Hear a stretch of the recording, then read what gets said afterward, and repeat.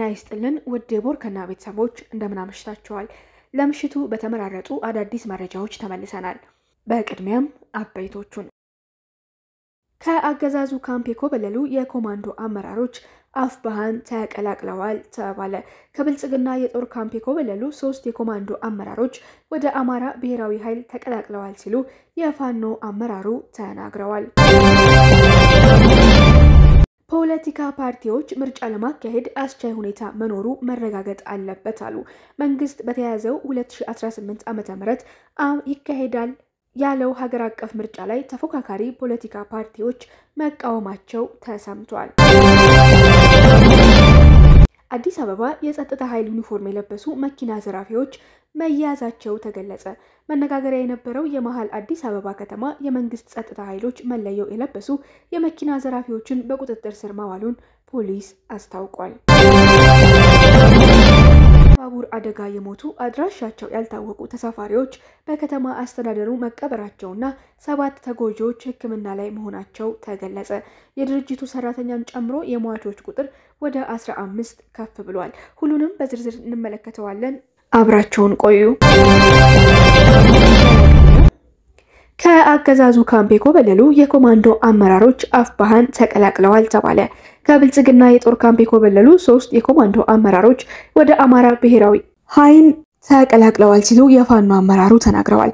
የአገዛዙን ኢሰብአዊ ድርጊት በግልጽ የተረዱ የሰራዊቱ አባላት ከመንግስት የጦር ካምፕ ኮብልለው ፋኖን መቀላቀላቸውን በአፍባሃ የቴዎድሮስ እዝ ህዝብ ግንኙነት ፋኖ ሀብታሙ የሱፍ ገልጸዋል። እነዚሁ 3 የመንግስት ኮማንዶ አመራሮች ከነሙሉ ትጥቃቸው አፍባሃ ቴዎድሮስ እዝን 1ኛ ክፍለ ጦር ኮሎኔል ታደሰ ሙሉነህ ብርጌድ አለማየሁ ከቤ ሻለቃን ተቀላቅለዋል ነው የተባለው። ፋኖ ሀብታሙ ከአገዛዙ ካምፕ ኮብልለው አፍባሃን የተቀላቀሉት የመንግስት የኮማንዶ አመራሮችን ስም ዝርዝር በግልጽ የጠቀሱ ሲሆን እነርሱም 50 አለቃ ግርማ ማንደፍሮ፣ ኮማንዶ 10 አለቃ ንብረቱ እንዲሁም ኮማንዶ ታደሰ ደምሴ መሆናቸውን አስታውቀዋል። የመንግስት ወታደሮች በተለያዩ ወቅቶች የአማራ ፋኖ ብሔራዊ ኃይልን ስለመቀላቀላቸው ፋኖ በተደጋጋሚ ማስታወቁ የሚታወስ ሲሆን በአሁኑ ደግሞ የኮማንዶ አመራሮች ፋኖን መቀላቀላቸው መንግስት በሚፈጽመው አሰቃቂ ድርጊት በወታደሮቹ አመኔታን እያጣ ለመምጣቱ አንዱ ማሳያ መሆኑ እየተነገረ ነው። ፋኖን የተቀላቀሉት 3 የኮማንዶ አመራሮች ዓለም ላይ ያልተደረገ ጭካኔ በአይናችን ከማየታችን በላይ ምን ልንጠብቅ ነው ብለው ራሳቸውን በመጠየቅ የማንም ወንበር አስጠባቂ ሆነን በአማራ ህዝብ ላይ እንዲህ አይነት አስነዋሪ ተግባር ሲፈጸም አናይም ሲሉ የውሳኔያቸውን ምክንያት ተናግረዋል ተብሏል። ከዚህ ጊዜ ጀምሮ የትኛውም ሰው ጡት ከሚቆርጥ ስርዓት ጋር ሊፋለም ይገባል። አጥንታችን የምንከሰክስለት ደማችንን የምናፈስለት ግልጽ ዓላማ በሌለበት በየቦታው ከምንሞት ኑና ከህዝባችን ጎን ቆመን አብረን አገዛዙን እንታገል ሲሉም ለሌሎች ጓደኞቻቸው ጥሪ ማቅረባቸውን ፋኖ ገልጿል። ይህ በእንዲህ እንዳለ የአማራ ክልል ርዕሰ መስተዳድር አቶ አረጋ ከበደ ደግሞ የፋኖን ሴራ አክሽፈነዋል ሲሉ መናገራቸውን የኢትዮጵያ መከላከያ ሰራዊት አስታውቋል። አቶ አረጋ ይህን ያሉት በአማራ ክልል የተሰማራውን የመከላከያ ሰራዊት ምስራቅ እዝን ባሞካሹበት ንግግር ነው። በዚህም ጽንፈኛ ሲሉ ፋኖን የጠሩት ርዕሰ መስተዳድሩ ክልሉን አፍርሰው ስልጣንን በኃይል ለመቀማት የጀመሩት እንቅስቃሴ ከሽፏል ብለዋል።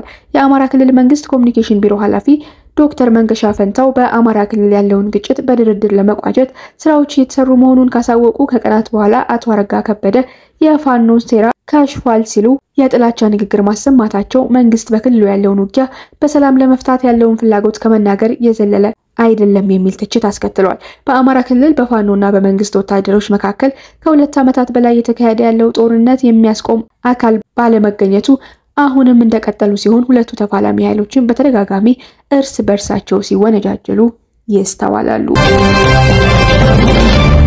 ፖለቲካ ፓርቲዎች ምርጫ ለማካሄድ አስቻይ ሁኔታ መኖሩ መረጋገጥ አለበት አሉ። መንግስት በተያዘው 2018 ዓ.ም ይካሄዳል ያለው ሀገር አቀፍ ምርጫ ላይ ተፎካካሪ ፓርቲዎች መቃወማቸው ተሰምቷል። የኢትዮጵያ ምርጫ ቦርድ 7ኛውን ሀገራዊ የምርጫ ሰሌዳ በሚመለከት ከፖለቲካ ፓርቲዎች ጋር ባደረገው ዝግ ስብሰባ ፓርቲዎች አስቻይ ሁኔታ የለም በሚል ተቃውመዋል ተብሏል። ፓርቲዎቹ በጊዜ ሰሌዳው ላይ ከመወያየታችን በፊት የሀገሪቱ ሰላምና ጸጥታ ነፃ ምርጫ ለማድረግ አስቻይ አይደለም የሚል መከራከሪያ ማቅረባቸውን የዋዜማ ዘገባ ያመለክታል። ቦርዱ ቀጣዩ ሀገር አቀፍ ምርጫ በሚካሄድበት የጊዜ ሰሌዳ ዙሪያ ጥቅምት 10 ቀን 2018 ዓ.ም በአዲስ አበባ ከተማ ስካይላይት ሆቴል ከፖለቲካ ፓርቲዎች ጋር በዝግ መክሯል ተብሏል። ምርጫ ቦርድ 7ኛው ሀገር አቀፍ ምርጫ የሚካሄድበት ረቂቅ የጊዜ ሰሌዳ ለፖለቲካ ፓርቲዎች ለውይይት ባቀረበበት ወቅት ተቃውሞ እንደገጠመው ዘገባው አመላክቷል። ለጋዜጠኞች ዝግ የነበረው የቦርዱና የፖለቲካ ፓርቲዎች ተወካዮች ውይይት ዋና አጀንዳ የምርጫው ማካሄድ ጊዜ ሰሌዳ ቢሆንም የፖለቲካ ፓርቲዎች ከፖለቲካ ምህዳር ጋር የተያያዙ አስቻይ ሁኔታዎች ላይ ስምምነት አለበት ብለዋል። በምርጫ አስቻይ ሁኔታ ላይ ከስምምነት ባልደረሱበት ሁኔታ በጊዜ ሰሌዳ ላይ መነጋገር አንችልም በሚል ተቃውሞ ማሰማታቸውን ዘገባው አመላክቷል። ምንም እንኳን ምርጫ ቦርድ በረቂቅ የጊዜ ሰሌዳው ላይ ከፓርቲዎች ግብአት ለማሰባሰብ ይህንኑ ውይይት ቢያዘጋጅም የፖለቲካ ፓርቲዎች በሰላምና ጸጥታ ጉዳዮች ላይ በርካታ ጥያቄዎችን ማንሳታቸው ተገልጿል። ፓርቲዎቹ ኢትዮጵያ ከሰላምና ጸጥታ አንጻር አሁን ባለችበት ነባራዊ ሁኔታ ነፃና ፍትሃዊ አገር አቀፍ ምርጫ ማካሄድ የሚያስችላት ቁመና ላይ አይደለችም ተብሏል። አብዛኞቹ ፓርቲዎች በተለይ በአማራ፣ በኦሮሚያና ትግራይ ክልሎች ያሉት የጸጥታ ሁኔታዎች ነፃና አሳታፊ ምርጫ ለማካሄድ አስቻይ አይደሉም የሚል አቋም መያዛቸውን ተገንዝበናል። የምርጫ አስቻይ ከሆኑ የሰላምና ጸጥታ ሁኔታዎች በተጨማሪ የአገሪቱ የፖለቲካ ምህዳር መጥበቡ ፈተና እንደሆነባቸው ፓርቲዎች ገልጸዋል ተብሏል። የአባላት እስርና ወከባን ጨምሮ የመንግስት ጫና በርትቶብናል ያሉት የፖለቲካ ፓርቲዎቹ ከአባላቶቻቸው ጋር እንኳን መገናኘት ባልቻሉበት ሁኔታ በቀጣዩ ምርጫ መሳተፍ በመቻላቸው ላይ ጥያቄ አንስተዋል።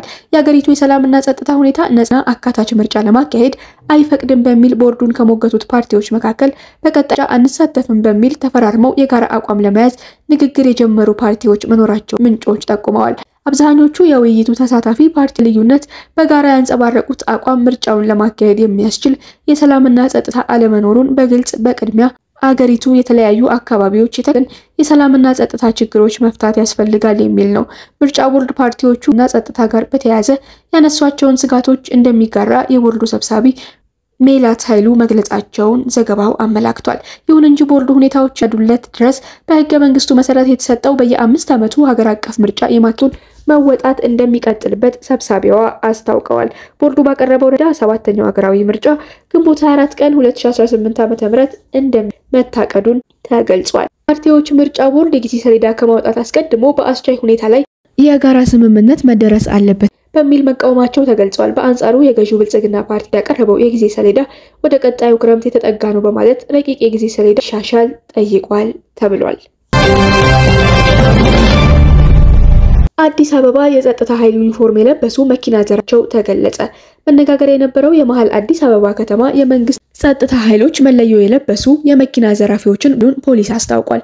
የአዲስ አበባ ፖሊስ በጉዳዩ ላይ በሰጠው ማብራሪያ የመኪና ዘረፋውን የፈጸሙት የጸጥታ አካላት የሚመስል ዩኒፎርም የለበሱ አካላት እንጂ የፖሊስ አባላት አይደሉም በማለት አስተባብሏል። የዘረፋ ወንጀሉን ፈጽመው ለማምለጥ የሞከሩትን ተጠርጣሪዎች በቁጥጥር ስር ውለው ምርመራ እየተጣራ እንደሚገኝ የአዲስ አበባ ፖሊስ ጠቅላይ መምሪያ ገልጿል። የፌዴራል ፖሊስ መለዮ የለበሱት ተጠርጣሪዎቹ የዘረፋ ወንጀል ፈጽመው በቁጥጥር ስር የዋሉት ጥቅምት 11 ቀን 2018 ዓ.ም በቦሌ ክፍለ ከተማ ወረዳ 14 ጃክሮስ አካባቢ ነው። ተጠርጣሪዎቹ የመንግስት የጸጥታ አካላት መሆናቸውን በመግለጽ አንድ ሴት ከመኪናዋ አስወርደው ይዘው ሊሰወሩ ሲሞክሩ ተይዘዋል። በአካባቢው በስምሪት ላይ የነበረ የትራፊክ ፖሊስ አባል የፌዴራል ፖሊስ ዩኒፎርም ከለበሱ ተጠርጣሪዎች ጋር ሲታገል የሚያሳይ ተንቀሳቃሽ ምስል በስፋት ተሰራጭቷል። አብርሃም አሸናፊና ዳግም ብርሃን የተባሉት ሁለት ተጠርጣሪዎች ወንጀሉን የፈጸሙት ረዴት አህመድ በተባለች ግለሰብ ላይ እንደሆነ ፖሊስ አስታውቋል። የግል ተበዳይ በአቃቂ ቃሊቲ ክፍለ ከተማ ወረዳ 3 ልዩ ቦታው አባ ሳሙኤል 140 ሰፈር ተብሎ በሚጠራው አካባቢ የሚገኝ የንግድ ሱቋን ዘግታ በመውጣት እያሽከረከረች ስትጓዝ ከጥቂት ኪሎ ሜትሮች ጉዞ በኋላ እንዳስቆሟት ታውቋል። ተጠርጣሪዎቹ የግል ተበዳይን ከሾፌር መቀመጫ ላይ አስወርደው ከኋላ እንድትቀመጥ ካደረጉ በኋላ ተሽከራሳቸው እያሽከረከሩ በሚፈልጉት አቅጣጫ እንደወሰዷት እና 500 ሺህ ብር ወደ አካውንታቸው እንዳስገደዷት የምርመራ መዝገቡ ያስረዳል። የግል ተበዳይ የተጠየቀችውን ያህል ገንዘብ እንደሌላት ስትገልጽላቸው በወቅቱ በእጇ ይዛው የነበረውን 8700 ብር ጥሬ ገንዘብና 2 ሞባይል ስልኮችን ዘርፈው እሷን ካስወረዱ በኋላ መኪናውን እየነዱ በተቃራኒ አቅጣጫ ተጉዘው ለማምለጥ ሲሞክሩ ከሌላ ተሽከርካሪ ጋር ተጋጭተው የትራፊክ አደጋ አድርሰዋል። ከአደጋው በኋላ ከተሽከርካሪ ወርደው በመሮጥ ሰው ቤት ገብተው ሊሰወሩ ቢሞክሩም ሳጅን ፋንታውን አለምነህ በተባለ የአዲስ አበባ ፖሊስ ሞተረኛ ትራፊክና በህብረተሰቡ ትብብር ከነ ኤግዚቢቱ በቁጥጥር ስር ውለዋል። አደጋ የሞቱ አድራሻቸው ያልታወቁ ተሳፋሪዎች በከተማ አስተዳደሩ መቀበራቸውና 7 ተጎጂዎች ሕክምና ላይ መሆናቸውን ተገለጸ። የድርጅቱን ሰራተኛ ጨምሮ የሟቾች ቁጥር ወደ 15 ከፍ ብሏል። በሶማሌ ክልል ሲቲ ዞን ሽንሌ ወረዳ በባቡር አደጋ 15 ሰዎች መሞታቸውን ከሟቾቹ መካከል አድራሻቸው ያልታወቁት ተሳፋሪዎች በከተማ አስተዳደሩ መቀበራቸውን የድሬዳዋ ደወሌ ምድር ባቡር ድርጅት ገለጸ። በባቡር አደጋው የሟቾች ቁጥር ስንት ደረሰ ሲል ቦርከና የጠየቀው የድሬዳዋ የኮሙኒኬሽን ቢሮ በበኩሉ 15 ደርሷል፣ ሁለቱም የሞቱት ወደ ሕክምና ከተወሰዱ በኋላ ነው ብሏል። የድሬዳዋ ደወሌ ምድር ባቡር ድርጅት ዋና ስራ አስፈጻሚ አቶ አየለ ወልደ ዮሐንስ ዛሬ እንዳስታወቁትም በአደጋው ከሞቱት 15 ሰዎች መካከል 14ቱ ተሳፋሪዎች ሲሆኑ አንዱ የድርጅቱ ሰራተኛ ነው። ከሟቾች ባሻገር በ28 ሰዎች ከባድና ቀላል የአካል ጉዳት እንደደረሰ 13 ሰዎች ቀላል የሕክምና እርዳታ አግኝተው ወደ ቤታቸው እንደተመለሱ፣ 2 ሰዎች ላይ ከባድ የአካል ጉዳት እንደደረሰ ተነግሯል። በአጠቃላይ 7 ሰዎች በሆስፒታል በሕክምና እርዳታ ላይ እንደሚገኙም ድርጅቱ ገልጿል። ባቡሩ 8 ጋሪ፣ 6 የጭነት ጋሪና 2 የመንገደኞች ጋሪ ይዞ ከደወሌ ተነስቶ ወደ ድሬዳዋ ሲያደርግ በነበረው ጉዞ ሽንሌ ከተማ ሲደርስ ጋሪው ተመልሶ በምድር ባቡር ድርጅት ውስጥ ቆሞ ከነበረ የሰራተኛ ባቡር ጋር በመጋጨቱ አደጋው መፈጠሩ ተብራርቷል። አደጋው የደረሰበት ቦታ ዳገታማ በመሆኑ ባቡሩ የጭነት ጋሪውን ለ2 ከፍሎ 4 የጭነት ጋሪ ወደ ድሬዳዋ ካደረሰ በኋላ ቀሪውን ለማድረስ ተመልሶ 10 ደቂቃ እንደተጓዘ መሆኑንም ድርጅቱ አክሎ አስረድቷል። በተፈጠረው አደጋ ተጨማሪ ጉዳት እንዳይኖር በማድረግ አስተዳደሩ የተደረገው ርብርብ ከፍተኛ መሆኑን የገለጹት ዋናው ስራ አስፈጻሚ በደረሰው ጉዳትም አስተዳደሩና ድርጅቱ የተሰማውን ሐዘን ገልጸዋል። አስተዳደሩ በዘላቂነት ጉዳት የደረሰባቸውን ቤተሰቦች ለመደገፍ ከሚመለከታቸው አካላት ጋር እየሰራ መሆኑ ተጠቁሟል። የድሬዳዋ ደወሌ የባቡር ድርጅት በሳምንት 2 ጊዜ መንገደኞችንና የኢንዱስትሪ ግብዓቶችን እያጓጓዘ የሚገኝ ሲሆን ድርጅቱ ባለፉት 3 ወራትም 3975 መንገደኞችንና ከ4 ሚሊዮን ኪሎግራም በላይ ዕቃ ማጓጓዙም ተነግሯል። የድሬዳዋ ደወሌ ምድር ባቡር ድርጅት ስራ ከጀመረ ምንም አይነት አደጋ አጋጥሞት እንዳልነበር የገለጸው ድርጅቱ በቀጣይ ጥቂት ጊዜያት አገልግሎት እንደሚጀምር መጠቆሙን የድሬዳዋ ኮሙኒኬሽን ቢሮ አስታውቋል። ውድ ቤተሰቦቻችን ለምሽቱ የተመራረጡት መረጃዎች እነዚህን ይመስሉ ነበር። በየዕለቱ አዳዲስ መረጃዎች እንዲደርሷችሁ ቻናላችንን ላይክ፣ ሼር፣ ሰብስክራይብ በማድረግ ቤተሰብ እንዲሆኑን እንጋብዛለን።